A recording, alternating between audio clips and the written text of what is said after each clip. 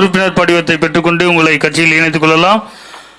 தமிழ் தேசிய இனத்தின் ஒற்றை நம்பிக்கை, தமிழ் பேரினத்தின் இருளகற்ற வந்த பேரொளி எங்கள் தாய்ப்புலி செந்தமிழன் சீமான் உங்களோடு.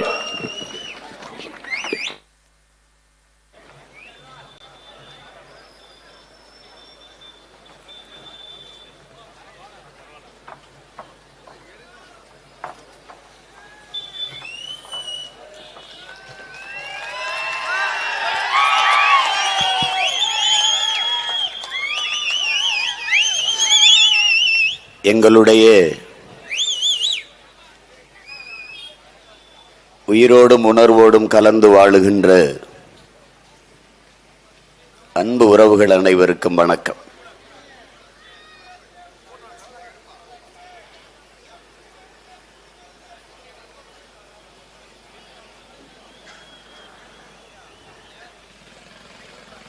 உழைக்கின்ற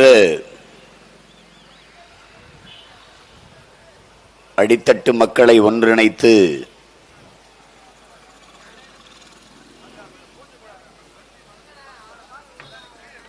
மக்கள் புரட்சியை முன்னெடுத்து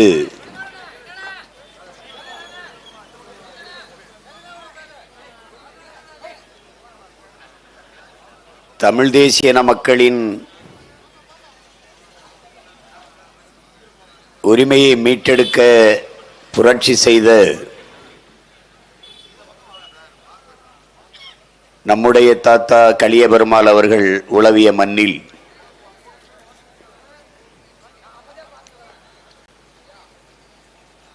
தமிழ் தேசிய விடுதலை பேரொளி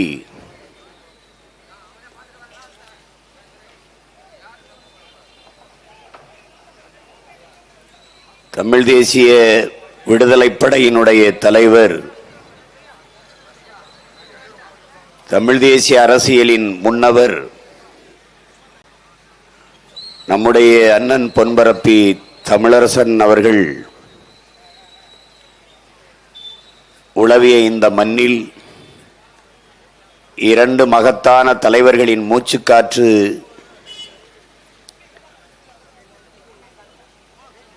கலந்திருக்கிற காற்றை சுவாசிக்கிற நாம்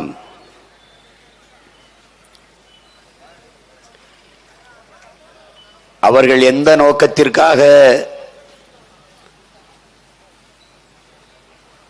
களத்திலே நின்று இன்னுயிரை ஈகம் செய்தார்களோ அதே நோக்கத்திற்காக அவர்கள் வழி வழியே வருகிற வீரத்தமிழ் மானத்தமிழ் பிள்ளைகள் தொடர்ந்து தடுமாற்றம் இல்லாது தடமாற்றமும் இல்லாது களத்திலே நின்று போராடி வருகிறோம்.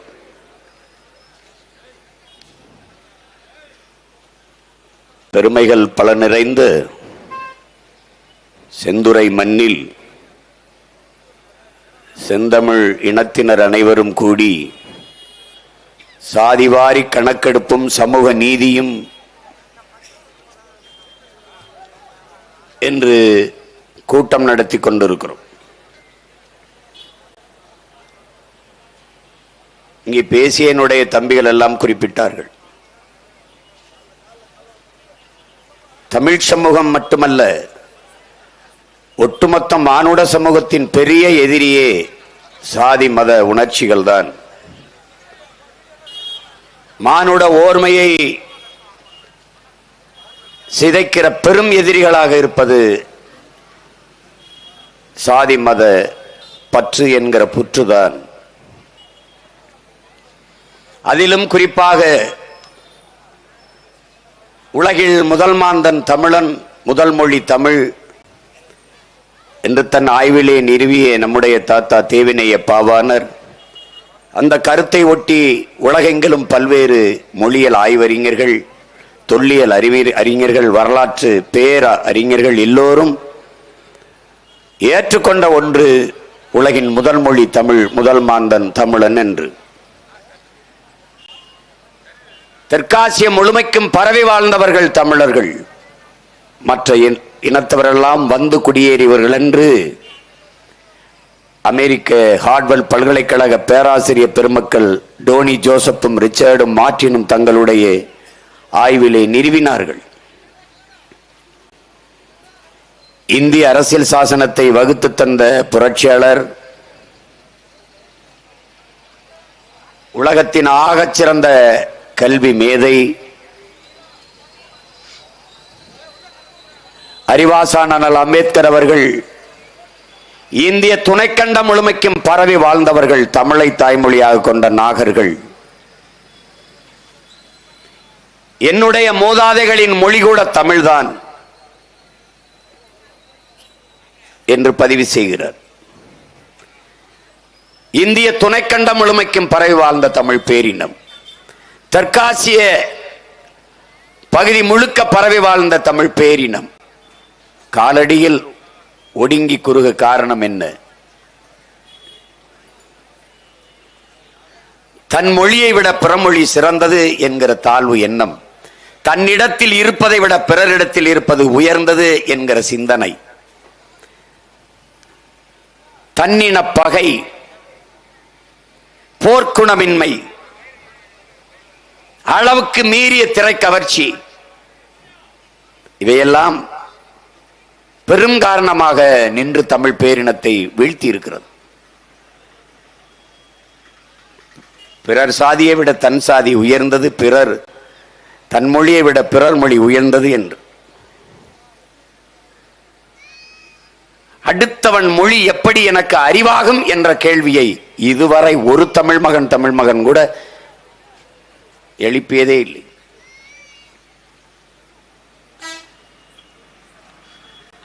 என் மொழி அவனுக்கு தெரியவில்லை, அது அவனுக்கு அவமானமாக இல்லை, அவனுக்கு இழிவாக இல்லை. அவன் மொழி எனக்கு தெரியவில்லை என்றால் அதில் என்ன அவமானம், அதில் என்ன இழிவு, அதில் என்ன தாழ்ச்சி? ஒன்றுமில்லை. இந்த எண்ணங்கள் தான், இந்த இழி சிந்தனைகள் தான் நம்ம இவ்வளவு தூரம் வீழ்த்தி இருக்கிறது. பிறகு மொழி கலப்பில், சமஸ்கிருத மொழி கலப்பில் பிளந்து பிரிந்தோம். கன்னடர், தெலுங்கர், மலையாளி, துளுவர் என்று பிளந்து பிரிந்தோம். கன்னடமும் கலிதெலுங்கும் கவின் மலையாளமும் துளுவும் உன் உதரத்தில் பிறந்ததுவே என்று தமிழ் பாட்டு பாடுகிறது. இப்படி தென்மாநில மொழிகளில் எல்லாம் எல்லா மொழிகளின் தாயாக தமிழ், உலக மொழிகளின் தாயாக தமிழ்.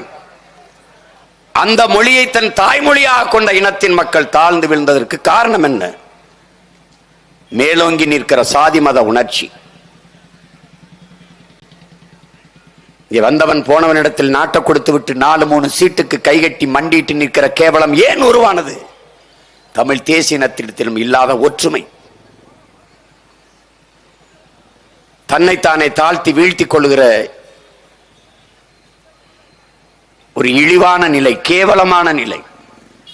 இங்கே கோட்பாடு என்னரும் தம்பி தங்கைகளே, நாம் கற்றுக்கொள்ள வேண்டிய கோட்பாடு, ஏற்றுக்கொள்ளக்கூடிய கோட்பாடு. அறிவாசான் அண்ணல் அம்பேத்கர், நான் யாருக்கும் அடிமை இல்லை, எனக்கு யாரும் அடிமை இல்லை, இந்த கோட்பாட்டை என்னரும் தம்பி தங்கைகள் உச்சரித்து பழக வேண்டும், உள்ள சுவற்றில் எழுதி வைக்க வேண்டும். ஐயா பெரியார் அவர்கள், தான் உயர்ந்த சாதி என்று எண்ணிக்கொள்கிற பெருமக்களே, உங்களுக்கு கீழே தாழ்ந்த சாதி எவரும் இல்லை என்று எண்ணிக்கொள்ளுங்கள், சமூகத்தில் எந்த சிக்கலும் இல்லை. இதுதான் நாம் கற்றுக்கொள்ள வேண்டிய பாடம். நீ உயர்ந்தவன் இருக்கட்டும், ஆனால் உனக்கு கீழே தாழ்ந்தவன் எவனும் இல்லை. இங்கே வார்த்தையை உற்று கவனியுங்கள், தாழ்த்தப்பட்டவர்கள் என்றுதான் சொல்வார்கள் இருக்குமே ஒழிய தாழ்ந்தவன் என்று இருக்காது. தாழ்த்தப்பட்டவன் என்றால் என்னை தாழ்த்தியவன் எவன் என்ற, நீ எதில் தாழ்ந்தாய்? நான் தாழ்ந்தவன் என்ற எண்ணத்தில் வீழ்ந்தாய். எதில் தாழ்ந்தாய்? சூலிய சீசர் சொல்கிறான், உன் தகுதியை உன்னை பற்றி அடுத்தவன் அறிவிப்பதற்கு முன்பே நீ எழுந்து சொல்லடா நான் ஆகச் சிறந்தவன் என்று. அப்படின்னு என்ன சொல்லணும்? தமிழர்கள் நாங்கள் ஆகச் சிறந்தவர்கள், உலகிற்கு அறிவியல், நாகரிகம், தொழில்நுட்ப, வேளாண்மை எல்லாவற்றையும் கற்றுக் கொடுத்த இனம், உலகிற்கு அறிவை கவன் கொடுத்த ஒரு இனம் உண்டென்றால் அது தமிழர்கள் நாங்கள் தான் என்கிற திமிரோடு நிமிரணும். நீங்கள் எல்லாம் மானுடம் பேசிக் கொண்டிருந்த காலத்தில் நாங்கள் உயிர்மை நேயம் பேசிய உயர்ந்தவர்கள். யாதும் ஊரே யாவரும் கேளிர் என்று உலகம் தழுவி நேசித்தேன் என்ற இனத்தின் மக்கள். வாடிய பயிரை கண்டபோதெல்லாம் வாடினேன் வள்ளலார் பெருமகனார். காக்கை குருவி எங்கள் சாதி, நீல் கடலும் மலையும் எங்கள் கூட்டம் பாரதி. புதியதொரு உலகம் செய்வோம், கெட்ட போரிடும் உலகத்தை வேரோடு சாய்ப்போம். புதிய நாடு சொல்லல, புதிய பகுதி சொல்லல, புதியதொரு உலகம்னா அது என் உலகம். கம்பன், கபிலன், இளங்கோ எல்லாரும் உலகம் உலகம் என்று உலகம் தழுவி நேசித்து பாடிய இனத்தின் மக்கள் தமிழர்கள் என்கிற திமிர் ஒவ்வொரு தமிழ் தம்பிக்கும் தங்கைக்கும் இருக்கணும். அகர முதல எழுத்தெல்லாம் ஆதி பகவன் முதற்றே உலகு என்று முதல் வேதத்தின் முதல் குறளே உலக என்று உலகம் தழுவி நேசித்துத்தான் தொடங்குகிறது. நீ எதுக்கு தாழ்ந்தவன்? எதுல தாழ்ந்தவன்? உயர்ந்தவன் எவனடா? எவன்? உன் ரத்தம் வேர்வையாக சிந்தி நீ கண்ணு மொழி புதுங்க கண்ணச்சதை தொங்க வேர்வை உப்பெல்லாம் வேர்வை உடம்பெல்லாம் உப்பாக பூக்க காலில் வெடிப்பு வெடிக்க நீ வெம்பாடுபட்டு உழைத்து கொடுக்கிறதை தின்கிறவன் உயர்ந்தவன், உழைக்கிற நீ தாழ்ந்தவன் என்றால் அண்ணல் அம்பேத்கர் சொன்னதை உன் ஆழ்மனதில் எழுதிவை. என்னை அடிமை என்று அடிமைப்படுத்த நினைத்தால் உன்னை அழித்து ஒழிப்பதை தவிர எனக்கு வேற வழி இல்லை என்பதை நீ புரிஞ்சுக்கணும். நீ எதுல தாழ்ந்து போனாய்? எதில் தாழ்ந்தவன்? பண்பாட்டிலா, அறிவிலா, உழைப்பிலா? எதில் தாழ்ந்தாய்? எதில் தாழ்ந்தாய்? உனக்கு வேண்டியது உளவியல் விடுதலை. கையிலே விலங்கு வெட்டி எறியலாம், காலிலே விலங்கு கலட்டி எறியலாம், ஆனால் உன் சிந்தனையில் விலங்கு. அதுதான் இவ்வளவு பிரச்சனை. அப்ப நீ என்ன பண்ணணும்? ஆக சிறந்தவன். அந்த எண்ணம் உனக்குள்ள வரணும். தாத்தா ரெட்டமலை சீனிவாசன் சொன்னதை என்னரும் தம்பிதங்கள் படிச்சுக்கணும். எந்த சொல் இழி சொல் என்று உன் மீது சுமத்தப்படுகிறதோ அந்த சொல்லை எழுச்சி சொல்லாக மாற்றாத வரை உனக்கு விடுதலை இல்லை. பிறப்பின் அடிப்படையிலே பேதம் கற்பிக்கிற வர்ணாசிரம தர்ம கோட்பாட்டுக்கு எதிராக புதிய ஒரு கோட்பாட்டை உருவாக்கி கொள்ளாத வரை உனக்கு விடுதலை இல்லை. நீ உயர்ந்தவன் தாழ்ந்தவன் என்று பாகுபாடு பாராட்டுகிறானா? அந்த கோட்பாட்டை அடிச்சு நொறுகுடா. உனக்கு எத்தனை பாட்டு? எத்தனை பாட்டு? சிவாக்கியர் பாடுறார், பறச்சியாவது எதடா பணத்தியாவது எதடா இறைச்சி தோல் எலும்புல இலக்கமிட்டு இருக்குதோங்கிறான். இறைச்சி தோல் எலும்புல எழுதியிருக்காடா, இந்த சாதிக்காரன் எலும்பு, இது இந்த சாதிக்காரன் நரம்பு என்று. சாதி இரண்டொழிய வேறில்லை சாற்றுங்கால் நீதி வலுவா நெருமுறையில். இட்டோர் பெரியோர் இடாதார் இழிகுலத்தோல் மேதினியில், இட்டோர் பெரியோர் இடாதார் இழிகுலத்தோர் பட்டாங்கில் உள்ளபடி என்று அவை பெருமாட்டி பாடுகிறார். நீ சாதி இரண்டொழியன்னு என்ன கருதிக்கிட்ட? ஆண் ஜாதி பெண் ஜாதி நீ இல்லை, அது பாலியல் வேறுபாடு. அவ சொல்ற சாதி தன்னிடத்தில் இருக்கிற செல்வங்களை பிறருக்கு கொடுப்பவன் உயர்ந்தவன், கொடுக்காது தனக்கு தனக்கு என்று பதுக்கி ஒதுக்குபவன் இழி சாதி, தாழ்ந்த சாதி. இதான் அவ சொல்ற உயர் சாதி தாழ் சாதி. நீ கத்துக்கணும். உன்னுடைய மறை உலகம் மானுடனின் வேதம் சொல்கிறார். திருக்குறள் பிறப்பு ஒக்கும் எல்லா உயிருக்கும் சொல்லுது. பகுத்துண்டு பல் உயிர்கள் ஓம்புக. இதை தாண்டி ஒரு பொது உடைமை தத்துவம் ஒன்றும் கிடையாது, ஒன்றும் கிடையாது. கடவுள் வரி சமய வரி கண்ணன் நிகர் தமிழுக்கு நோய் நோய் நோயே இடை வந்த சாதி எனும் இடர் ஒளிந்தால் ஆள்வது நம் தாய் தாய் தாயே. புரட்சி பாவலன் நம் தாத்தா பாரதிதாசன். தமிழுக்கு அமுதென்று பேர், அந்த தமிழ் இன்பத் தமிழ் எங்கள் உயிருக்கு நேர் என்று பாடிய புரட்சி பாவலன். எங்கள் வாழ்வும் எங்கள் வளமும் மங்காத தமிழ் என்று சங்கே முழங்கு என்று முழங்கிய புரட்சி பாவலன் பாவேந்தன் பாரதிதாசன்.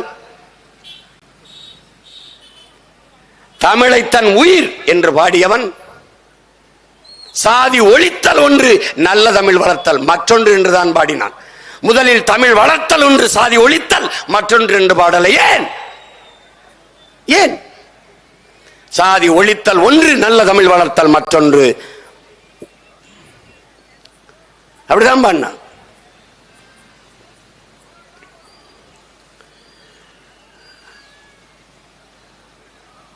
அப்ப சாதி ஒழிப்பு தான் சமூக ஓர்மை, தமிழ் சமூக ஓர்மை. சாதிய பிணிப்பற்ற தோலே நல்ல தண்டமிழ் வாளை தூக்கும், சாதி பிணிப்பற்ற ஏரி நல்ல தண்டமிழ் நீரை ஏற்கும்ங்கிறான். அதை என்னிலும் இளைய என் தம்பி தங்கைகள் அறிந்து உணர வேண்டும். இந்த தலைமுறை தமிழ் சமூக பிள்ளைகளாவது இந்த அழுக்கு சிந்தனையிலிருந்து வெளியேற வேண்டும்.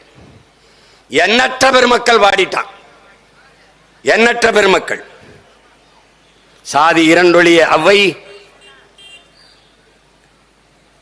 சாதிகள் இல்லையடி பாப்பா, பாரதி பாடியிருக்கலாம். சாதி இல்லை அப்பா, சாதி இல்லை தாத்தா, சாதி இல்லை பெரியம்மா, சாதி இல்லை அம்மா என்று பாடியிருக்கலாம். ஆனால் அவன் அடுத்த தலைமுறை பிஞ்சுகளின் நெஞ்சிலே இந்த சாதியை நஞ்சு விழுந்து விடக்கூடாது என்று சாதிகள் இல்லையடி பாப்பா, குலத்தாழ்ச்சி உயர்ச்சி சொல்லல் பாவம், நீதி உயர்ந்த மதி கல்வி, அன்பு நிறைய உடையோர் மேலோர்னா. யாரு உயர்ந்த சாதிங்கிறா? அன்பு நிறைய கொண்டவன் எவனோ அவனே உயர்ந்தவன்கிறான். சாதிகள் இல்லையடி பாப்பா என்று பாடிய பாரதியை இவன் பாப்பான் என்று கற்றுக் கொடுத்தது திராவிட திருவாளர்கள். அறிவார்ந்த தமிழ் சமூக தம்பி தங்கைகளே, இதை நீங்கள் புரிந்து கொள்ளணும். எல்லா நம் முன்னவனும் இந்த சாதிய நஞ்சு மரத்தை வேறறுக்க வேரோடு வெட்டி சாய்க்க போராடி இருக்கான். அதில்தான் நம்முடைய தாத்தா கலிய பெருமாளும் நம்முடைய அண்ணன் தமிழரசனும் சாதிய வேறுபாடு பாகுபாடு இன்றி தமிழ்ச்சங்கம் என்று ஓர்மைப்படுகிறதோ ஒன்றிணைகிறதோ அன்றுதான் அரசியல் வலிமை பெறும், அதிகாரத்திற்கு சென்றடையும், அதிகார வலிமையை பெறும் என்று அவர்கள் அறிந்து உணர்ந்ததால் தமிழ்ச்சங்க ஓர்மைக்கு பாடுபட்டார்கள். இந்த நாட்டில் சாதி ஒழிப்பு சமூக நீதியெல்லாம் பேச அருகதை வைத்திருந்தவன் ஒருத்தன் நம் தாத்தா கலிய பெருமாள் அவர்கள் தான். தன் மகளை பெற்ற மகளை படையாச்சி தாத்தா பாறையர் ஒருவரை தேடி போய் தன் மகளை திருமணம் செய்து கொடுத்தவன் இந்த மண்ணிலே நம்முடைய தாத்தா கலிய பெருமாள் மட்டும்தான். அவன் பேசலாம் சமூக நீதியே, சாதி ஒழிப்பு சமூக நீதி, அவன் பேசலாம். அவன் இல்ல, அவன் பேரை நான் பேசுறேன்.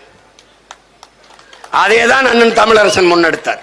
இந்த இருவரும் தலைவர்களின் கனவை நிறைவேற்றிய தலைவனின் மகன் என்கிற முறையிலே இந்த மண்ணிலே நிற்கிறேன். ஈழத் தாயகத்திலே நீ எந்த சாதியாவும் இரு, என் கோடு என் நாடு, தமிழீழ மண்ணுக்குள் எவர் வந்தாலும் தமிழனாக வர வேண்டும், தமிழ் தாயின் பிள்ளையாகத்தான் உள்ள வரணும். அப்படிதான் படைய கட்டினான்.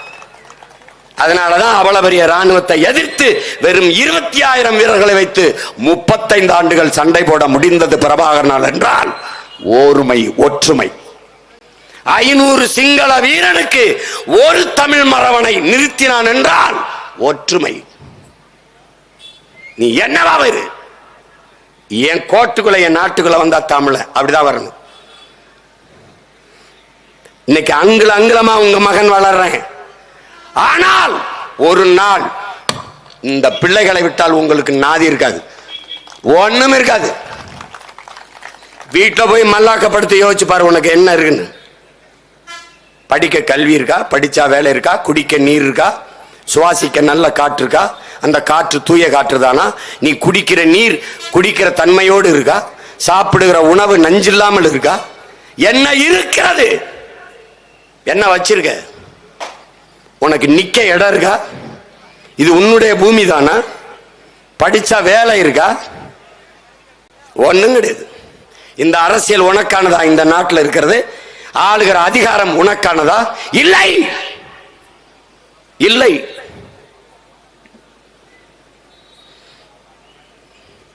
இது உன் மொழியை காக்குமா, உன் மொழியை மீக்குமா?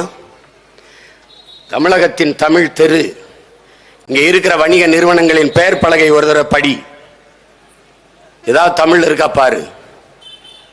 வெதுப்பகம் இருக்கிற இடத்துல பேக்கரி இருக்கு, இனிப்பகம் இருக்கிற இடத்துல ஸ்வீட்ஸ் இருக்கு, பாத்துக்க. எழுத்து எதுல இருக்கு? தமிழ்ல இருக்கு. உச்சரிப்பதில் இருக்கு, ஆங்கிலத்தில் இருக்கு.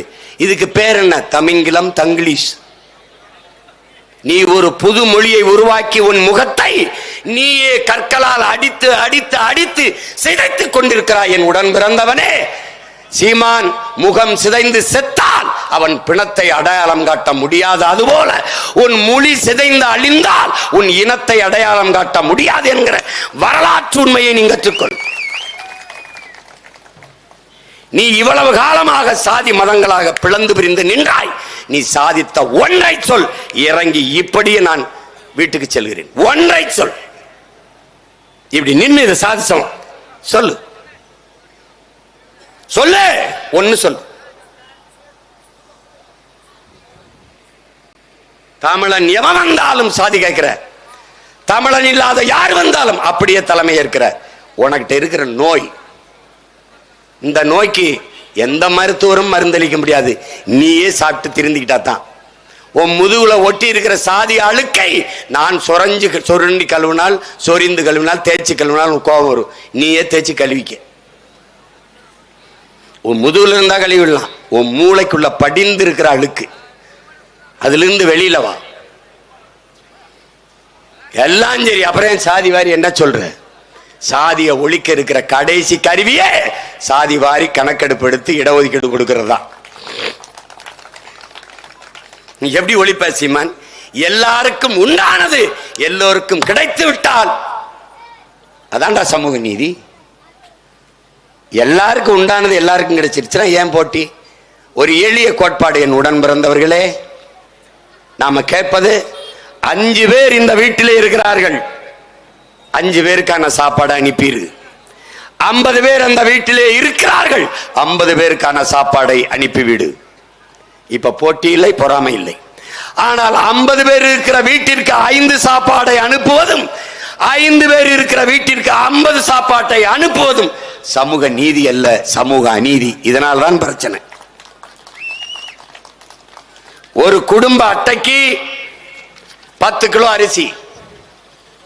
இந்த குடும்ப அட்டையை ஒரு அப்பத்தா வைத்திருக்கிறாள். அவள் வீட்டில் ஒருத்தி தான் இருக்கிறாள். அவளுக்கு 10 கிலோ அரிசி.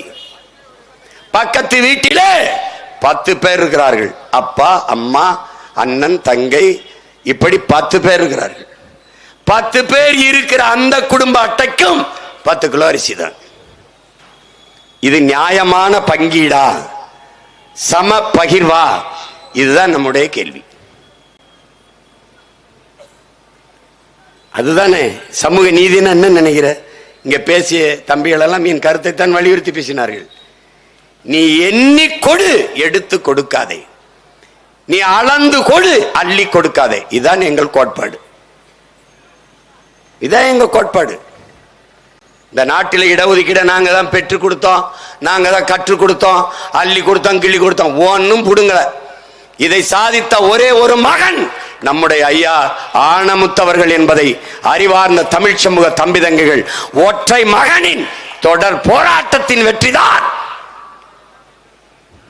இன்று நீனும் நானும் பெற்றிருக்கிற இடப்பகிர்வு. இட ஒதுக்கீடு என்கிற வார்த்தையை ஒழிக்கணும். இடப்பங்கீடு, இடப்பகிர்வு என்றுதான் அதை பயன்படுத்தணும். நீ எதுக்கு என்னை ஒதுக்குற? இட ஒதுக்கீடு எதுக்கு ஒதுக்குற? பங்கீடு செய், பங்கீடு செய். எப்படி பங்கீடு? திராவிட கட்சிகளுக்கு சொல்லிக் கொடுக்க போறியா? எப்படி பங்கீடு? தேர்தல் நேரத்தில் வாக்கு பறிக்க வரும்போது ஓட்டுக்கு எப்படி எண்ணி காசு கொடுக்குற? வாங்க வாங்க, நல்லா இருக்கீங்களா? அம்மா நல்லா இருக்கீங்களா? பெரியமா எத்தனை நம்ம வீட்டில்? 5 பேரா? 5 ஓட்டு இல்லையா? சரி, 5 ஓட்டு 500 500 500 2500 கொடுத்துருப்பா. இதுக்கு என்னது? பங்கீடு. ஓட்டுக்கு கொடுக்குற பங்கீட்டை நாட்டுக்கு ஒரு தடவை கொடுங்கிறோம். எப்படி என்றது? ஓட்டை எப்படி இந்த தெருவில் எத்தனை ஓட்டு ஓட்டுன்னு எண்ணி இப்படி காசு கொடுக்க தெரியுதோ அப்படி எங்களை குடிவாரி எண்ணு.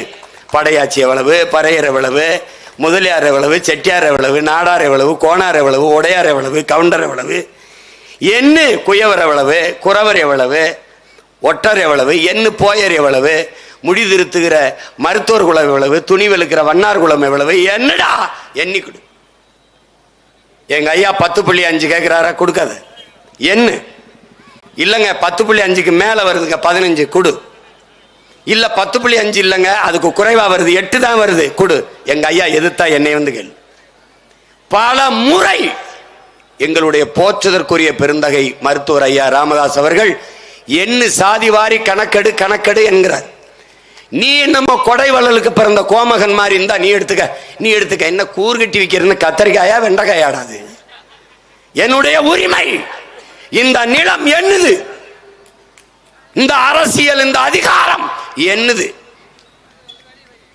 நான் உனக்கு 3 விழுக்காடு கொடுத்தேன், 10 விழுக்காடு கொடு, 5 விழுக்காடு கொடுக்கிறேன். இதையெல்லாம் கொடுக்க நீ யார்? நீ இருக்கிற நாற்காலி நாங்கள் கொடுத்த இடம் என்பதை நீ முதல்ல மறந்து. அந்த இடமே நாங்கள் உனக்கு கொடுத்த ஒதுக்கீடு. இதுல கவனமா செய்யணும். இடஒதுக்கீடுனா எண்ணி கொடு. தேவரா தேவருங்கிறது சாதி அடையாளம் இல்லை, அது ஒரு பட்டம். வாண்டையார் போல, இஸ்லாமியர்கள்லாம் ஜனாப் என்று அழைப்பது போல, அமைச்சர்கள்லாம் மாண்புமிகு என்று அழைப்பது போல, அதுபோல அது பட்டம், ஒரு பட்டம். அதற்குள்ள இருக்கிற குடி பிரிவு என்பது கல்லர் மறவர் அகமுடையோர். இப்ப என்ன செய்ய? கல்லர் எவ்வளவு என்ன, மறவர் எவ்வளவு என்ன, அகமுடையர் எவ்வளவு என்ன, அதுக்கப்ப இடஒதுக்கீட கொடு. கவுண்டரா என்ன அதுக்கு ஏற்ப கொடு. 1.5 கோடியா எண்ணி கொடு, 1 கோடியா அதுக்கு தக்கன பிரிச்சு கொடு. ஆனா நீ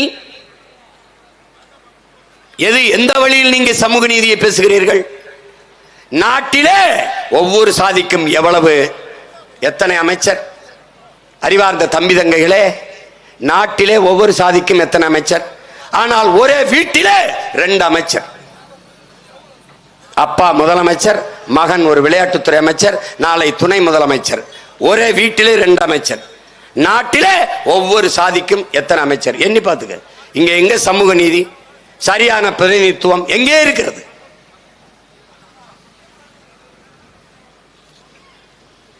எங்க இருக்கு?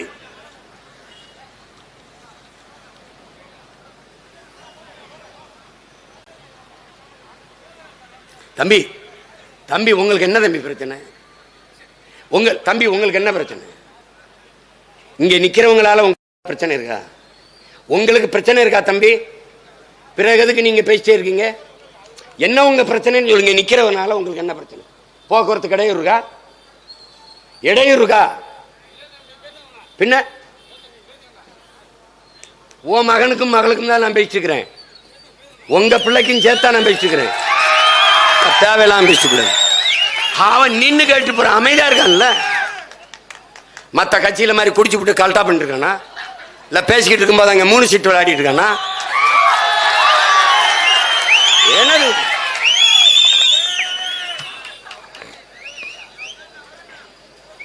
இன்னுமா நாங்க பேசுறதெல்லாம் எங்களுக்காக, எனக்கும் பின்னாடி வருகிற என் தலைமுறைக்காக நாங்க கத்திக்கிட்டு இருக்கோம். எங்கள் முன்னவர்கள் கத்தினார்கள், ஒன்னும் பயனடைஞ்ச மாதிரி இல்ல, நாங்களும் கத்துறோம். இங்க எல்லாருக்கும் தான்.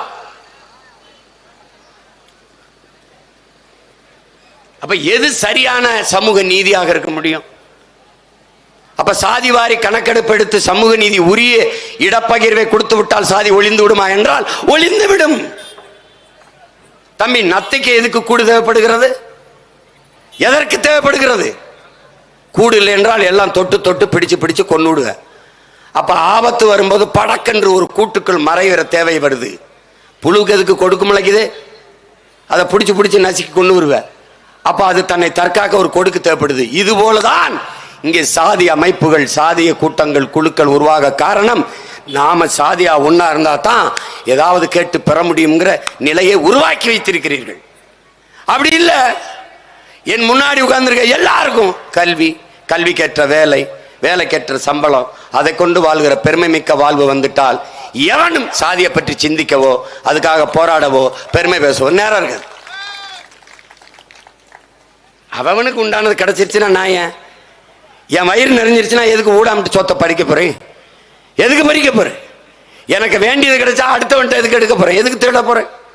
ஏன் தானாக போட்டி பொறாமை எல்லாம் பொசுங்கி போகும்.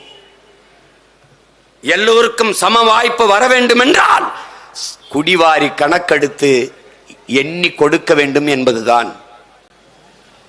இல்லைன்னா என் தம்பி துறை சொன்ன மாதிரி ஒரு குத்து மதிப்பா கணக்கு. ஐயா எம்ஜிஆர் அவர்கள் இருக்கும்போது சாதி வாரி எங்கள் எவ்வளவு சாதி அப்படின்னு சாதிய தலைவர்களை கேட்கும்போது நாங்க 1.5 கோடி, நாங்க 1 கோடி, நாங்க 80 லட்சம், நாங்க 90 லட்சம், கணக்கு பார்த்தா அன்னைக்கு 25 கோடி வருது. சும்மா வாய்க்கணக்கு அல்லாத, வாய்க்கணக்கு மனக்கணக்கு போடக்கூடாது. என்னன்னு எண்ணி கொடுக்கணும். அதுதான் சரியான சமூக நீதி. அதற்காகத்தான் சாதி வாரி கணக்கெடுங்கள், அது வாரி பிரிச்சு கொடுங்கள், சமூக நீதியை நிலைநாட்டுங்கள் என்று சொல்றோம். வெற்று வார்த்தையாக சமூக நீதி, சமத்துவம், சகோதரத்துவம் என்று பேசிக்கொண்டு திராவிட கட்சிகள் இருக்குமே ஒழிய ஒருபோதும் கணக்கு எடுக்காது. காரணம், திராவிட கட்சிகள் எடுத்தால் அவர்கள் தமிழர் அல்லாதவர்கள் எவ்வளவு பேர் தமிழனுடைய இடத்தை அனுபவித்துக் கொண்டிருந்தார்கள் என்று தெரிய வந்துவிடும். அதான் அங்க இருக்கிற பிரச்சனை. அதனால எடுக்க மாட்டார்கள். இன்னைக்கு நேத்தா நாம சிறு பிள்ளையா இருக்கிற காலத்தில் சட்டநாதன் பரிந்துரைத்த அந்த காலத்தில் இருந்து இவர்கள் எடுக்கல. எந்த திராவிட கட்சி? ஐயா கருணாநிதி எடுத்தாரா? ஐயா எம்ஜிஆர் எடுத்தாரா? அம்மையார் ஜெயலலிதா எடுத்தாரா? எடுக்க மாட்டார்கள். இப்ப யார் அதிகாரத்திற்கு வந்தால் இது எடுக்கப்படும், உரிய எண்ணிக்கையில் உரிமை கொடுக்கப்படும். பிரபாகரன் பிள்ளைகள் என்னைக்கின்ற இந்த மண்ணில் தமிழ் தேசிய குடியரசை கட்டி எழுப்புகிறார்களோ அன்னைக்கு இது சாத்தியப்படும். என்னது இது? ஒரு பெரிய வேலையா? எண்ணி கொடுக்கிறது அதெல்லாம் எப்படிங்க? இது மத்திய அரசு எடுக்கணும் அப்படின்னு அறிவார்ந்த தமிழ் சமூக தம்பிதங்களிடத்திலே, என் அன்பு பெற்றோரிடத்திலே ஒரு கேள்வியை உங்கள் மகன் வைக்கிறேன். 3% இடஒதுக்கீடு அருந்ததிய மக்களுக்கு கொடுத்தது யார்? மாநில அரசு. 3.5% விழுக்காடு இடஒதுக்கீடு இஸ்லாமிய பெருமக்களுக்கு கொடுத்தது யார்? மாநில அரசு.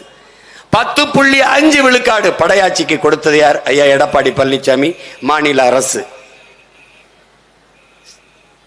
இந்த விழுக்காட்டு அடிப்படையில் இடஒதுக்கீடை கொடுக்கிற உரிமை, அதற்கான அதிகாரம் மாநில அரசிற்கு இருக்கிற போது சாதிவாரி கணக்கெடுப்பு எடுத்து கொடுக்கிற அதிகாரம் மாநில அரசிற்கு இருக்கா இல்லையா? இதுதான் கேள்வி. இல்லை என்றால் அந்த உரிமையை போராடி பெறாமல் என்ன புடுங்கிக் கொண்டிருந்தாய் என்ற கேள்விக்கு என்ன பதில்? நீ மாநில உரிமை பேசினாய், மத்திய அரசு கணக்கெடுக்க வேண்டும் என்கிறாய். மாநில தன்னாட்சி மத்தியில் கூட்டாட்சி, இந்த முழக்கத்தை வைத்தது யார்? உறவுக்கு கை கொடுப்போம், உரிமைக்கு குரல் கொடுப்போம், இதை பேசியவர்கள் யார்? யார்? ஏன் இந்த உரிமைக்கு பேசல? பாரதிய ஜனதா இடஒதுக்கீட்டுக்கு எதிரான கோட்பாட்டை கொண்டது என்று தெரிந்தும் நீ எடு. இஸ்லாமிய சிறைக்கதிகள் விடுதலைக்கு எதிரானது RSS பிஜேபி அதன் அதிகாரம் என்று தெரிந்தும் ஆளுநர் கையெழுத்திட வேண்டும். அவர் போட மாட்டார். தெரிந்தும் முன்னகர்த்தி அவர் மேல சாட்டி தப்பிப்பதை அறிவார்ந்த தமிழ் சமூக தம்பிதங்குகள் எப்படி ஏற்கிறீர்கள்?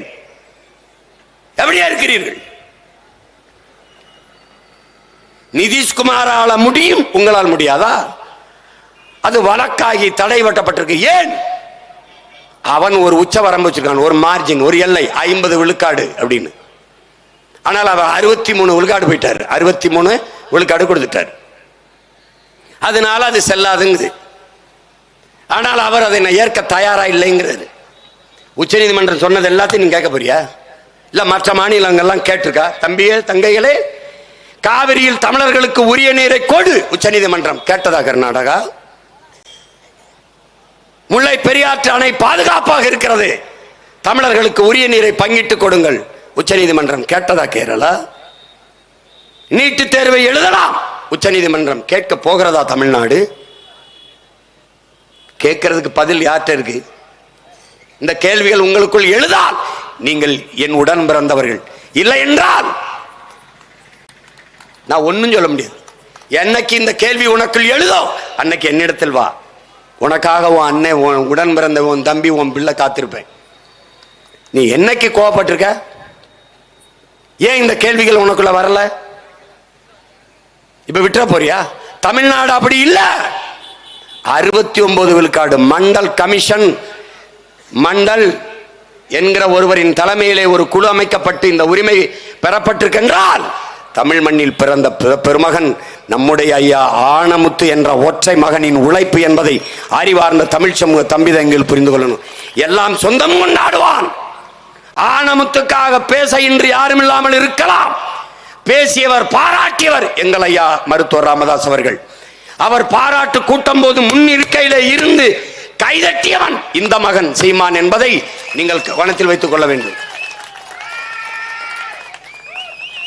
பட்டாடை போர்த்தி மாலையை அணிவித்து அந்த பெருந்தகையை பாராட்டிய மகன் எங்கள் ஐயா ராமதாஸ் அவர்கள். அவருக்கு தெரியும் இப்ப ஒரு 10.5 தந்தாலே தான் சொல்ல, என்ன எண்ணி கொடு,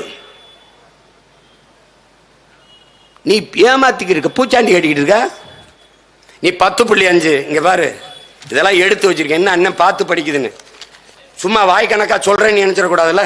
எவன் எவ்வளவு அனுபவிக்கிறான்ட்டு அதுல பாரு, ஒரு ஆட்சியில் அந்த பாரு வந்திருக்கு பாரு, 10.5 படையாட்சிகளுக்கு எங்க ஐயா ஒரு தடவை சொல்லிட்டாருங்க கோவத்துல, உனக்கிட்ட உன்கிட்ட நான் இதெல்லாம் செஞ்சு கொடுன்னு கேட்கணுமா? 10.5 எனக்கு கேவலம் வெக்கமா இருக்குதுன்னு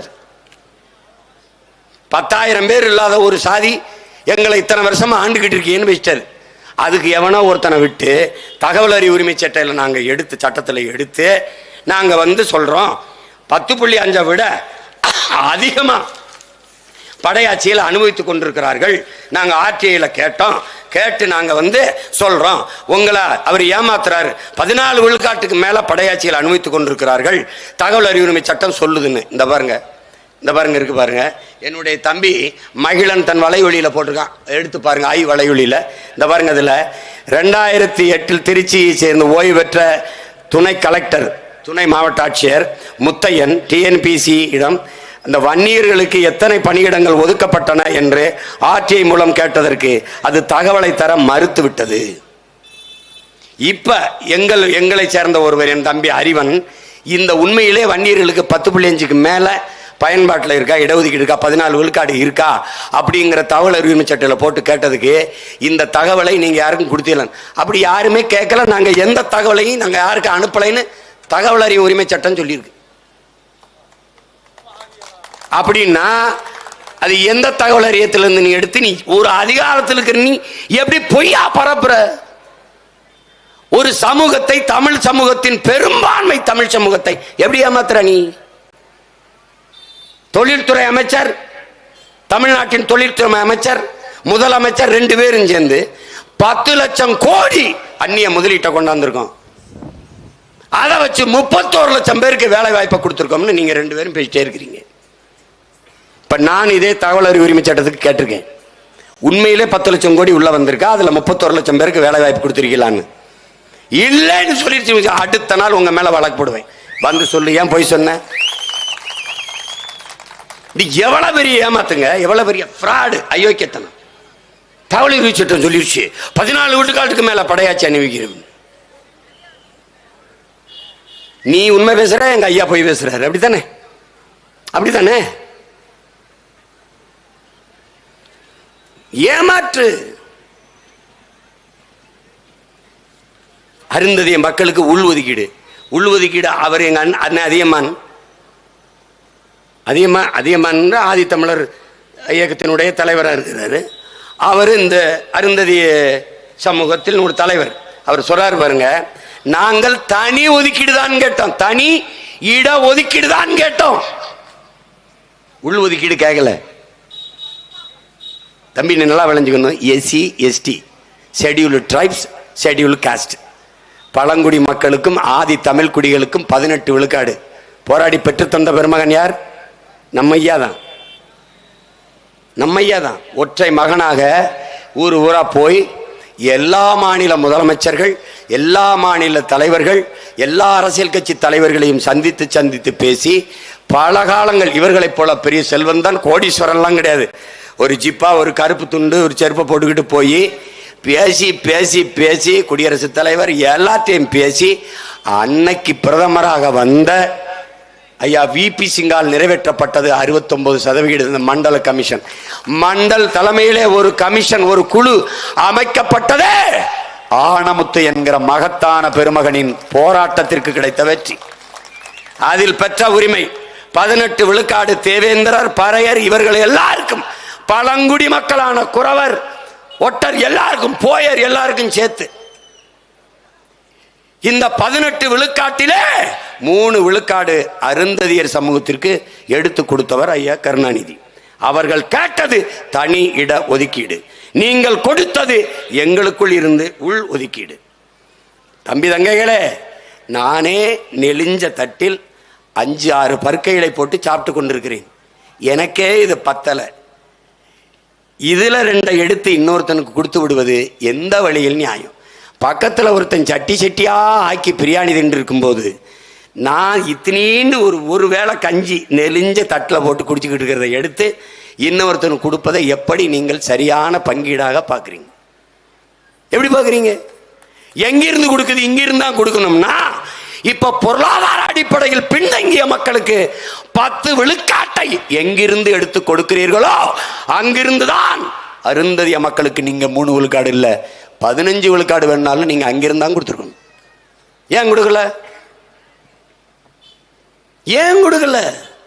இந்தியா முழுமைக்கும் உள்ஒதுக்கீட்டுக்கு எதிரான போராட்டம், இந்தியா முழுமைக்கும் இடஒதுக்கீட்டுக்கு ஆதரவான நிலைப்பாடு போராட்டம். அருந்ததிய சொந்தங்களுக்கு நீங்கள் 3 கொடுங்கள், 6 கொடுங்கள், 10 கொடுங்கள், அவர்களுக்கான இடஒதுக்கீட்டை ஏற்கிறோம், இடப்பங்கீட்டை ஏற்கிறோம். அவர்கள் உரிமைக்காக நாங்கள் உயிரை கொடுத்தேனும் போராடி பெற்றுக் கொடுக்க அவர்கள் உடன் நிற்கிறோம். ஆனால் எங்களுக்குள் இருந்து எடுத்துக் கொடுப்பதை ஏற்க முடியாது. ஏனென்றால் நாங்களே பாதிக்கப்பட்டவர்கள். நீங்கள் அப்படி கொடுத்த நீங்கள் காலங்காலமாக ஒடுக்கப்பட்டு தாழ்த்தப்பட்டு வீழ்த்தப்பட்டிருக்க மக்களுக்கான உரிமையை கொடுக்க நினைத்த நீங்கள் பிசி எம்பிசி கோட்டாவில் இருந்து கொடுத்திருக்க முடியுமா? பதில் இருக்கா? முடியுமா? இந்த நாட்டில் ஏற்படுகிற கலவரத்தை கட்டுப்படுத்தியிருக்க முடியுமா? கொடுத்திருந்தால் நீங்கள் மறுபடியும் ஆட்சி அதிகாரத்திற்கு வந்திருக்க முடியுமா? தாழ்த்தப்பட்டவன், ஒடுக்கப்பட்டவன், அரசியல் வலிமையற்றவன், அதிகார வலிமையற்றவன், தனக்கென்று பேச குரலற்றவன் என்பதனாலேயே படக்கென்று எழுத்து கொடுத்து விட்டீர்கள். என்ன என்ன மனச்சான்று உள்ளவர்கள் சிந்தித்து பாருங்கள். இட ஒதுக்கீடு தான் அண்ணனே சொல்லியிருக்காரு. இந்த பாருங்க, இட ஒதுக்கீடு தான் நாங்கள் கேட்டோம். ஆனால் ஐயா கருணாநிதி தான் உள்ஒதுக்கீடு கொடுத்தார். பின்னாடி அவர் சொல்றார், ஐயா கருணாநிதி அவர்கள் உடல் நலிவுற்று நலமில்லாமல் போய் மருத்துவமனையில் படுத்து விட்ட பிறகு ஸ்டாலின் அவர்கள் தான் சட்ட முன்வரவை சட்டசபைக்குள் கொண்டு வந்தார். எதிர்ப்பில்லாமல் சட்டம் நிறைவேறியது என்று. அன்னைக்கு இந்த உள்ஒதுக்கீடு கொண்டு வருகிற போது அந்த இடத்திலிருந்து அதை ஆதரிக்காமல் வெளியேறியவர் அண்ணன் புதிய தமிழகம் கட்சியினுடைய தலைவர் கிருஷ்ணசாமி அவர்கள் தான். பாருங்க, இதுல அவரே பேசினதை தான் வெளியிட்டு இருக்காங்க தம்பிகள். இதுல என்ன சொல்றதுக்கு இருக்கு உங்களுக்கு? ஒரு உதாரணத்துக்கு ஒன்று சொல்றேன் பாருங்க.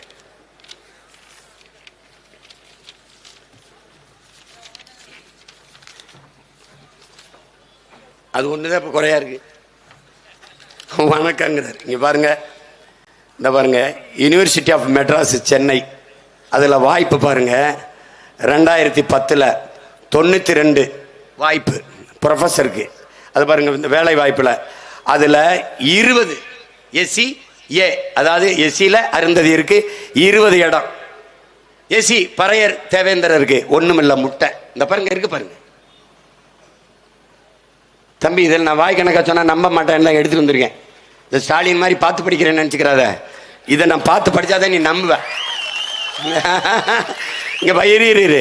அதுக்கப்புறம் மதுரை காமராஜ் யூனிவர்சிட்டி மதுரை, நல்லா கவனிச்சுக்க.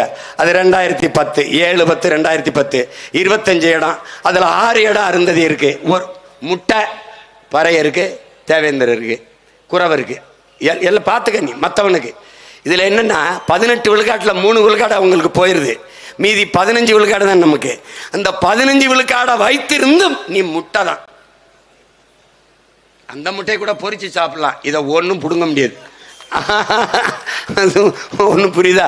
அதுக்கப்புறம் திருவள்ளுவர் யூனிவர்சிட்டி வெள்ளூர், அதில் 28/12/2010 6 வாய்ப்பு.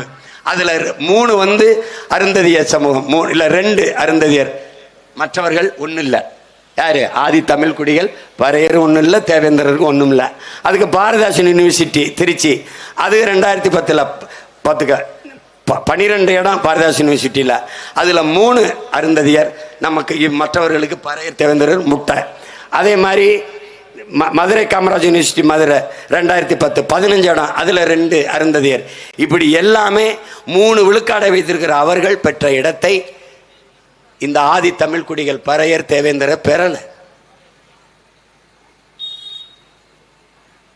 அப்ப 3 விழுக்காடு வச்சிருக்கிற அவர்கள் 17 விழுக்காடு வாய்ப்பை பெறுகிறார்கள், 17 இடத்தை பெறுகிறார்கள். மீதி 15 இடத்தை வைத்திருக்கிற இவர்கள் 14 இடத்தை தான் பெறுகிறார்கள். இதுதான் ஆபத்து. அப்ப என்ன? அவர்களுக்கும் வாய்ப்பை கொடுங்கள். இப்ப அருந்ததியருக்கு 3 விழுக்காடு கொடுத்துருக்குங்க, என்னங்க? ஒருவேளை 6 வந்தா 6 கொடுங்க. ஆனால் எனக்கிட்ட இருந்து எடுத்து கொடுக்காதீங்க. அவன் வச்சிருக்கான்ல 100 லட்டுல 80 லட்டு வச்சிருக்கான்ல, அவன்கிட்ட எடுத்து கொடுங்க, அவன்கிட்ட எடுத்து கொடுங்க. அதுக்கு சட்ட போராட்டமா, அரசியல் போராட்டமா, அதை செய்வோம். எங்கிருந்து கொடுப்பான்? வகுப்பில் முன்னேறிய வகுப்பினர், பொருளாதாரத்தில் பின்தங்கியவர்கள் என்று 10 விழுக்காட்டு இடஒதுக்கீட்டை எங்கிருந்து கொண்டு வந்து கொடுத்தார்களோ அங்கிருந்துதான் அதை எடுத்து கொடுக்கணும், வாங்கி கொடுக்கணும். அதை செய்யல.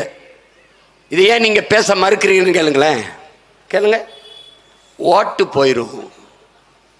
ஓட்டை வாங்குவது எதற்கு? உரிமையை பாதுகாக்க. உரிமையை பறி கொடுத்து விட்டு ஓட்டை வாங்கி என்ன செய்ய போற? நீ ஓட்டுக்கானவனா இல்லை இந்த நாட்டுக்கானவனா, நாட்டு மக்களின் நலனுக்கானவனா என்பதை அறிவார்ந்த தமிழ் சமூக தம்பி தங்கைகள், என்னரும் சொந்தங்கள் சிந்திச்சு பார்க்கணும். வெறும் ஓட்ட குறி வச்சு நிற்கிறது. அண்ணா அதிகமானே சொல்றாரு, மேற்கு மாவட்டங்களில் எல்லாம் அருந்ததிய மக்களின் வாக்குகள் அதிமுகவுக்காக இருந்தது, அசைக்க முடியாத அதிமுகவின் வாக்காக இருந்தது. மொத்த பேரும் எம்ஜிஆருக்கு தான் போடுவான். ஏன்? அவர் மதுரை வீரனாக நடித்தார். எல்லா வீட்டு சுவத்திலும் நான் பெருந்துறையிலே அண்ணன் வைகோ அவர்கள் கட்சியிலே நான், எங்க அப்பா மணிவண்ணன், என் அருமை சகோதரன் செல்வ பாரதி எல்லாம் இருந்தபோது நாங்கள் அங்கே சுப்பிரமணியன் என்கிற ஒரு விவசாயிக்கு சீட்டு கொடுத்திருந்தார் அண்ணன் வைகோ அவர்கள். அவருக்காக நாங்கள் வாக்கு சேகரிக்க சென்ற போது பெருந்துறையிலே அருந்ததிய மக்கள் வாழ்கிற தெருக்களிலே வீடுகளில் எல்லாம் எம்ஜிஆர் படத்தை வைத்து தெய்வம் போல வணங்கி கொண்டிருந்தார்கள். காரணம், மதுரை வீரகன் தன் சமூகம் சார்ந்த ஒருவனின் கதாபாத்திரத்தில் இவர் நடித்ததால் அவரை கொண்டாடினார்கள்.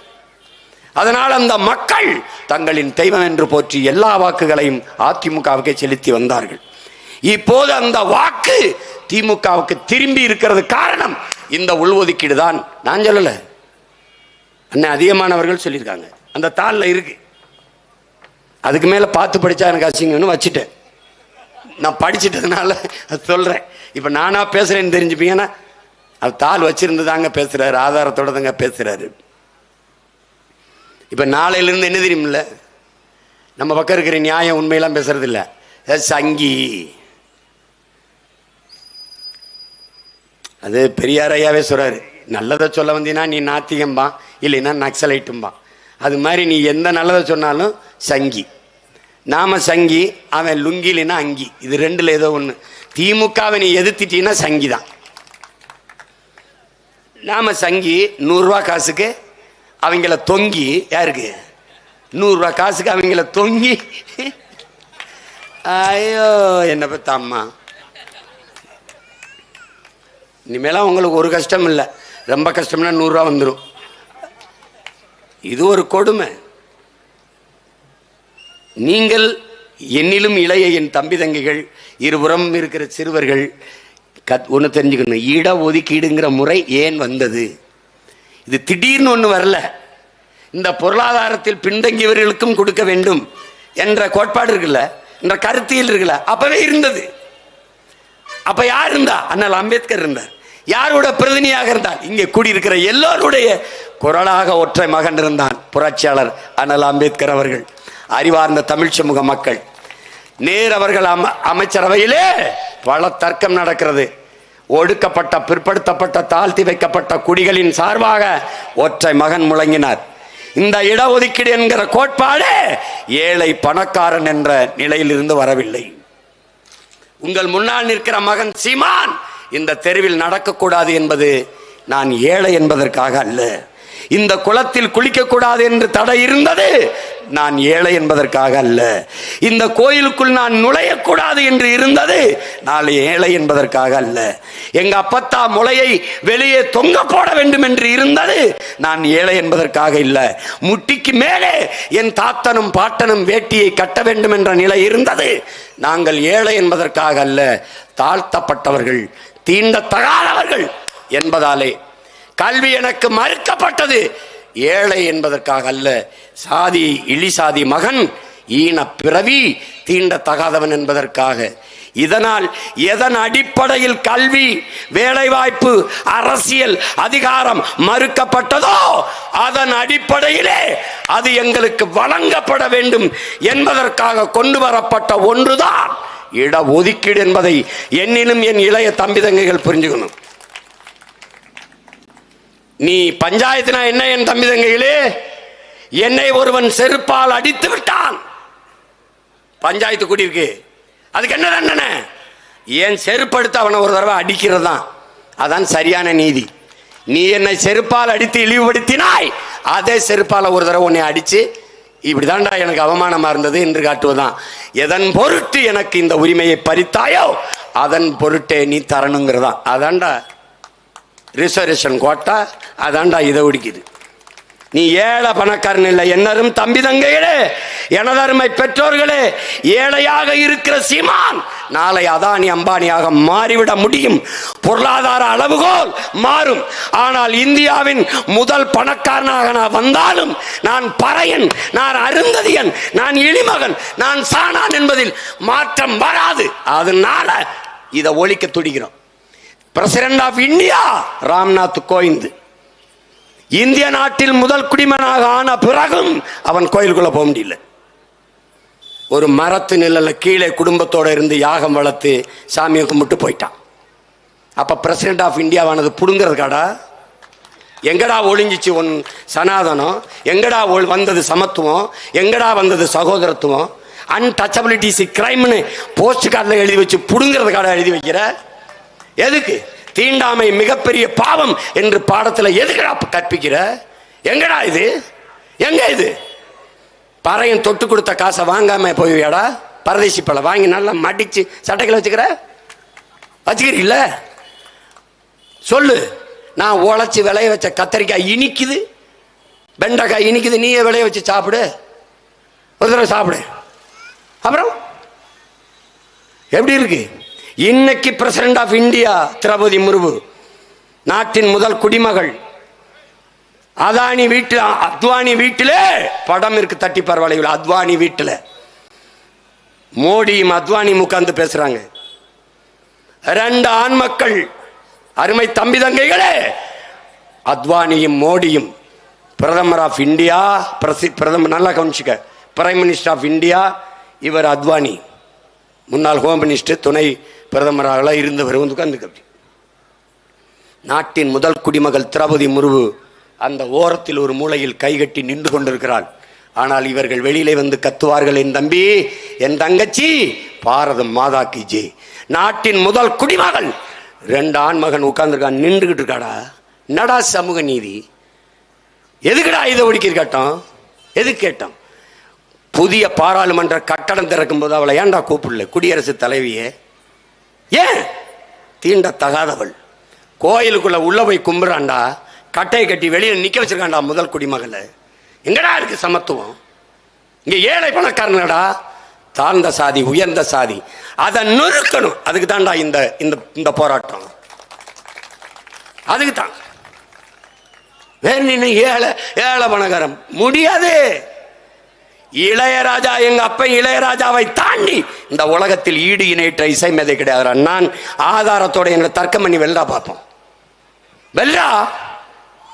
தளபதி என்கிற ஒரு படம், நீ வணிக படம் தானே, எடுத்து போடுற, எடுத்து போடு. ஒவ்வொரு பாட்டும் ஒரு மனிதன் மூளைக்குள்ள இத்தனை இசை வடிவம் உருவாயிருக்குன்னு உலகத்தில் எவனும் நம்ப மாட்டான். பால்மரியட்டு, பீத்தோவான், மொசாட்டு எல்லாரையும் கூட்டி வாடா. 2.5 மணி நேரம் படத்துக்கு பின்னணி இசை போட சொல்றா. எங்க அப்ப மாதிரி போட்டான், அங்க போயிடும்டா. போட்டு சொல்லு. ஒண்ணும் பண்ண முடியாது, ஒண்ணும் பண்ண முடியாது. ஈடு இணையற்ற இசை மேதை எங்கள் அப்பன் இளையராஜா. அவருக்கு ராஜ்யசபா மாநிலங்களவை உறுப்பினராக தேர்வு செய்கிறது பாரதிய ஜனதா. நாடும் ஏடும் செய்து படித்தது என் அன்பு மக்களே, தலித்து ஒருவருக்கு கொடுத்திருக்கிறோம் என்று. எவ்வளவு வலிச்சிருக்கும். அவன் சாதனைக்கு தரவில்லை, அவன் சாதிக்கு தந்தோம் என்று சொல்லுது. இதனால தாண்டா அவன் எவ்வளவு பெரிய உயரத்திற்கு நம்ம அப்பன் போய் சாதித்தும் அவன் மேல சுமத்தப்பட்ட சாதிய இழிவு ஒளியல. அதாண்டா அதை ஒழிக்க போறாரு. இப்ப என்ன வழி? இதுக்கு இருக்கிற ஒரே வழி என்ன? தாத்தா ரட்டமலை சீனிவாசன் சொன்னதுதான். என்ன சொல்றாரு? இப்போ ஒருத்தன் சாதிய ஆணவத்தோடு திமிரோட ஒருத்தன் இந்த கூட்டத்தில் யாரு பறையன் என்று கேட்டால் நான் தான். இப்ப என்னடா என்று கேளு, எழுந்து கேளு, எழுந்து கேளு. நீ எந்த சொல் இழி சொல் என்று உன் மீது சுமத்தப்படுகிறதோ அதை எழுச்சி சொல்லாக மாற்று, இல்லைன்னா உனக்கு விடுதலை இல்லை. பெருந்தலைவர் காமராஜர் நம் தாத்தன் முதுகுளத்தூர்ல உட்கார்ந்து பேசுகிறாரு. முதலமைச்சரா சீஃப் மினிஸ்டர் ஆஃப் தமிழ்நாடு, முதலமைச்சர், தமிழ்நாட்டின் முதலமைச்சர் உட்கார்ந்து பேசிட்டு. அங்க தண்டட்டி போட்ட ஒரு கிளவி ஒரு அப்பத்தா வந்து இங்க ஏதோ சாணாப்பைய இருந்திருக்கணாமே, சாணாப்பைய எல்லாம் பக்கத்தில் இருக்க தலைவர்லாம் என்ன யார்ட்டு என்ன பேசிட்டு இருந்தேன் போய் பிறங்க என்ன ஆத்தா நான் தான் அந்த சாணாப்பைய எதுவும் வேலை இருக்கா சொல்லுங்க செஞ்சு கொடுத்துட்டு போறேன். அவ்வளோதான். இல்லப்பா வெக்கப்பட்டு கிளம்பி போயிட்டா. இம்பிடுத்தான் இன்னார் செய்தாரே ஒருத்தர் அவர் நானே நன்மை செய்து விடல், அவ்வளோதான். திருப்பி வந்து எதுக்கு யார் சாணா பையன் நான் தான் சாணா பையன் போயிட்டா, இதுக்கு போய் சத்தத்தை போட்டு பிரச்சனையை உண்டு பண்ணிட்டு இருக்கா, அவ்வளவுதான். அவ்வளவுதான். இன்னைக்கு உண்மையில தமிழன் என்றாலே இழி சொல்லா சுமத்தப்படுது. நிமிருடா, ஆம் நாங்கள் தமிழர்கள் என்று நிமிருடா. உலகெங்கும் போ. இஸ்லாமியன் என்றால் தனி சோதனை, தமிழன் என்றால் தனி சோதனை. எல்லா விண்ணூர்தி நிலையத்துக்கும் போய்ப்பார். ஏன் நம்மை தீவிரவாதி பயங்கரவாதி என்று பார்க்கிற போக்கை உலகம் முழுமைக்கும் கட்டமைச்சு வச்சிருக்கான். நம்மை போல மானுட நேயம் உயிர்மை நேயம் கொண்டவன் ஒருவனும் இல்லை. அண்டை அயலானுக்கும் அன்பு காட்டு நபிகள் நாயகம். அடுத்தவன் பசியோடு இருக்கும்போது உண்ணாதே நபிகள் நாயகம். தன்னை போல் புறரையும் நேசி இயேசுகிறான். என்ன கொண்டு வந்தாய் கொண்டு செல்ல கிருஷ்ண பரமாத்மா. நம்முடைய மூதாதை மாயோன் மேய காடுரை உலகு செவ்வியன் மேய மைவரை உலகு. அந்த மாயோன் என்ன கொண்டு வந்தாய் கொண்டு செல்ல அப்படின்னா அர்த்தம். என்னடா கொண்டு வந்தா கொண்டு போன, அம்மனமா பிறந்தா அம்மனமா போறா, இடையில இருக்கிறது எல்லாருக்கும் கூடுறா. இதாண்டா கோட்பாடு. செல்வத்தின் பயனே ஈதல், ஈதல் இசைபட வாழ்தல், அது வல்லது ஊதியம் இல்லை உயர்வுக்கு. தமிழன் மறைமொழி வேதம். இதை கற்றுக்க. இப்ப புரிஞ்சுக்க எதுக்காக இடஒதுக்கீடு கொண்டு வரப்பட்டதுன்னு. எந்த சாதி இழிவை சுமத்தி எனக்கு கல்வி வேலை வாய்ப்பு மறுக்கப்பட்டது.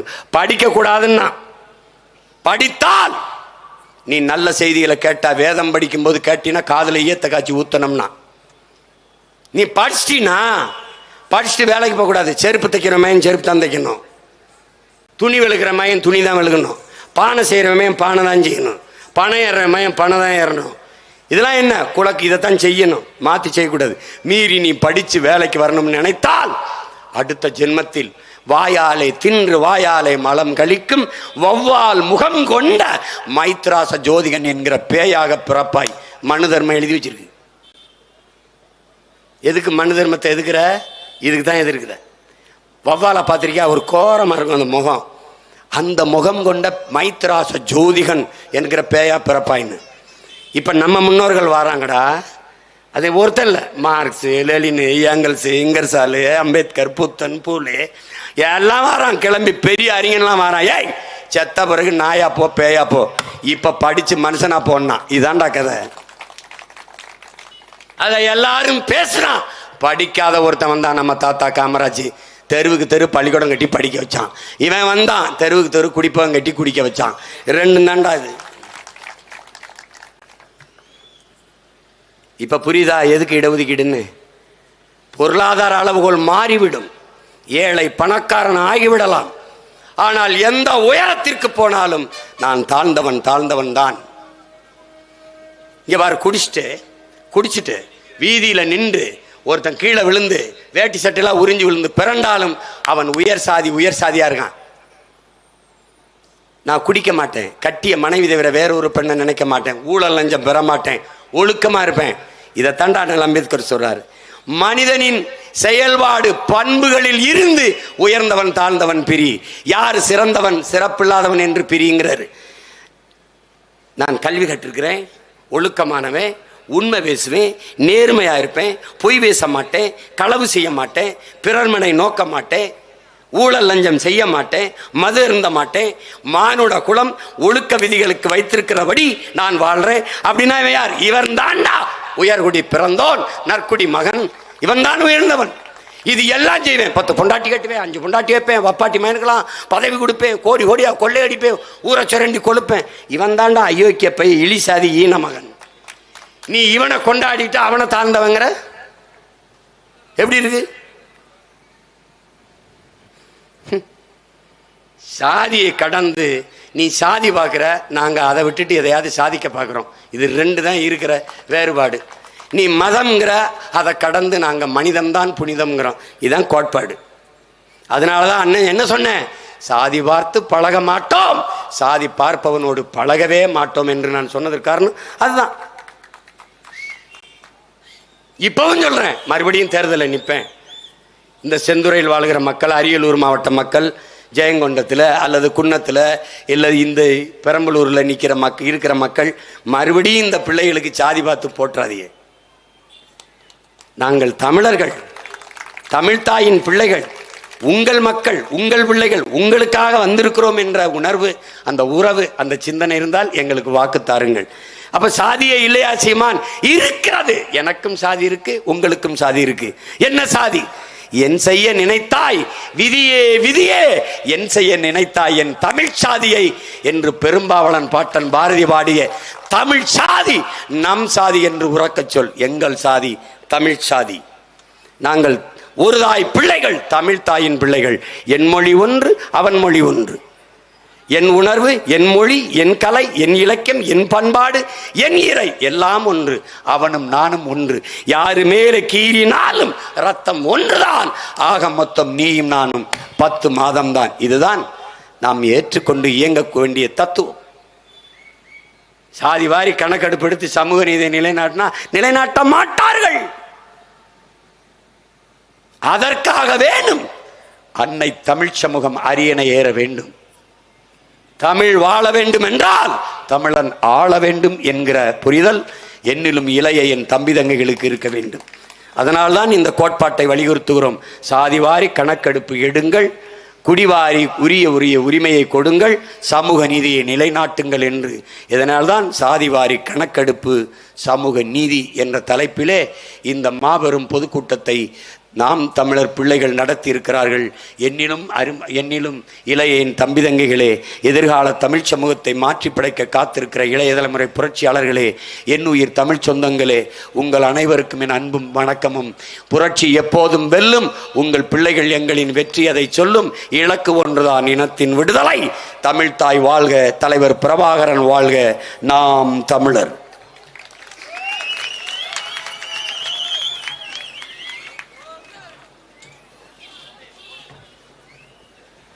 மாற்றுக் கட்சியிலிருந்து 8 மகளிர்கள் அண்ணன் முன்னிலையில் இணைகின்றனர்.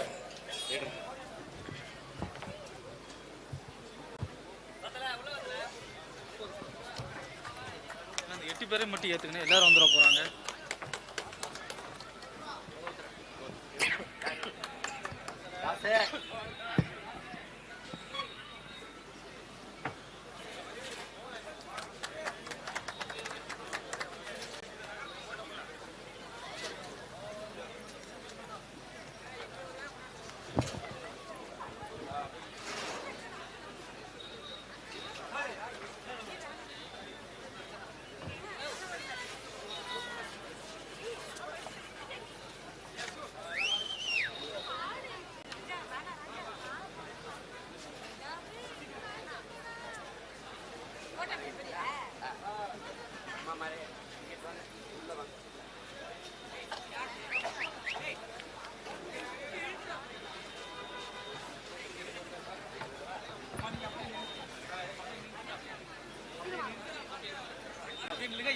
அப்புறம் இறங்கு.